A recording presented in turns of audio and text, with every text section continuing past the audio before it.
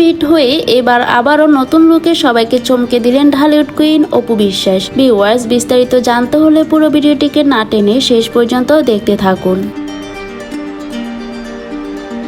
সম্প্রতি ওজন কমিয়ে বিভিন্ন ফটোশুটে বেশ ব্যস্ত তিনি, তবে এবার নতুন লুকে হাজির হয়ে ভক্তদেরকে চমকে দিলেন বরাবরের মতোই। এবার ওজন কমিয়ে তিনি একটি প্রমোশন কাজে অংশ নিয়েছিলেন। তারও অ্যানাউন্সমেন্ট করতে গিয়ে অপু বিশ্বাসকে যে লুকে দেখা যায় সেটা দর্শকরা বেশ পছন্দ করেছেন। সাদা রঙের শাড়িতে সেখানে অপু বিশ্বাসকে দেখা যায়। ওজন কমিয়ে নিজেকে বেশ সুন্দর করে গড়ে তুলেছেন।